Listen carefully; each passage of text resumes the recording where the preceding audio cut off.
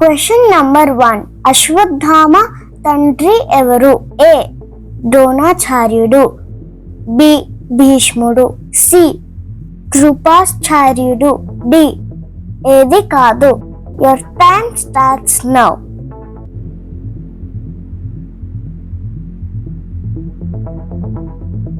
The correct answer is A. ద్రోణాచార్యుడు. అశ్వత్థామ ద్రోణాచార్యుడి ఏకైక కుమారుడు.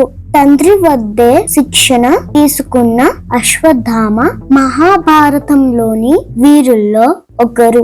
తండ్రి వద్ద అన్ని విద్యలతో పాటు బ్రహ్మాస్త్రాన్ని కూడా సాధిస్తాడు. అర్జునుడితో సమానంగా ధనుర్విద్యలో నైపుణ్యం సాధిస్తారు. కౌరవుల తరపున కురుక్షేత్రంలో యుద్ధం చేస్తారు. Question number 2. అశ్వత్థామ తల్లి ఎవరు? A Mahati, B Kripi, C Dhrita, D ఎవరు కాదు. Your time starts now.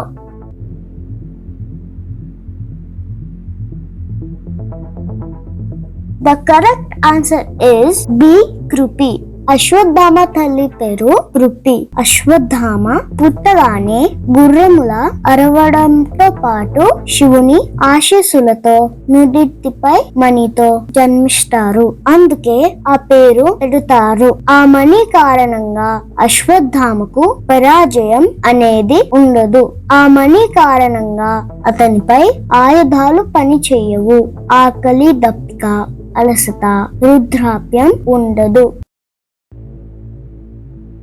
Question number 3. మహాభారతంలో ద్రోణాచార్యుడి తల నరికేది ఎవరు? ఏ అర్జునుడు, బి ధృష్టద్యుమ్నుడు, సి నకులుడు, డి సహదేవుడు. Your time starts now.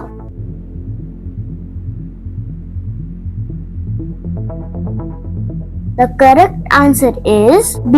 ధృష్టద్యుమ్నుడు. కురుక్షేత్రంలో భీష్మాచార్యులు పడిపోయాక ద్రోణాచార్యులు కౌరవ సైన్యానికి సారథ్యం వహిస్తారు. అయితే ఆయన్ను జయించడం కష్టమని గ్రహించిన శ్రీకృష్ణుడు ఓ ప్లాన్ వేస్తాడు. భీముడి చేత అశ్వత్థామ అనే ఏనుగును చంపించి ధర్మరాజు చేత అశ్వత్థామ హతః అని గట్టిగా కుంజరహ అని మెల్లగా చెప్పిస్తాడు. దీంతో ద్రోణాచార్యుడి దృష్టి మరులుతుంది. ఆ టైంలో ధృష్టద్యుమ్నుడు వెళ్లి ద్రోణాచార్యుడి తల నరుకుతాడు.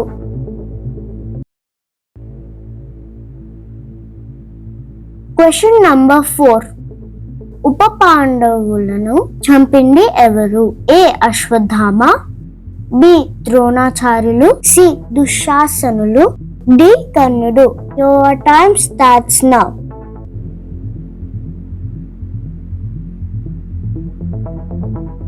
The correct answer is A. Ashwatthama. కురుక్షేత్రంలో తన తండ్రిని చంపిన పాండవులను ధృష్టద్యుమ్నుడిని చంపేయాలని అశ్వత్థామ పగ పెంచుకుంటాడు. పాండవ వంశాన్ని నాశనం చేస్తానని ప్రకటిస్తాడు. కురుక్షేత్ర యుద్ధంలో ఓ రోజు రాత్రి పాండవ శిబిరంలోకి వెళ్లి ధృష్టద్యుమ్నుడిని చంపేస్తాడు. పాండవులు లేకపోవడంతో ఉప పాండవులను, మిగతా వీరులను, గుర్రాలను, ఏనుగులను చంపేస్తాడు.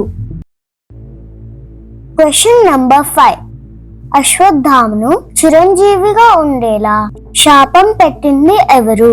ఏ Krishnudu, B Kuntidevi, C Dharmaraju, D Draupadi. Your time starts now.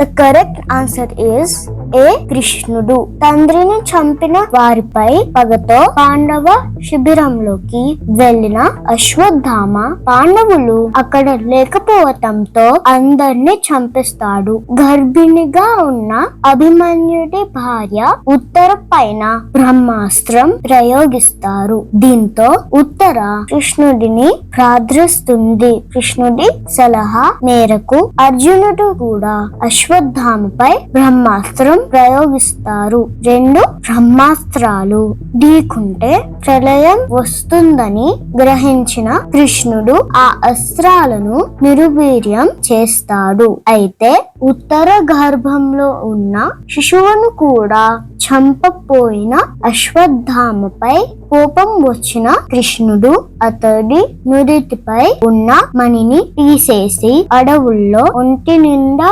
గాయాలతో చీము నెత్తురుతో అరుస్తూ ఉగ్రభూతంలా తిరుగుతుంటావు అని శాపం ఇస్తారు. అటువంటి అశ్వత్థామ ఇప్పటికీ హిమాలయాల్లో తిరుగుతూ ఉంటారని పురాణాలు చెబుతున్నాయి.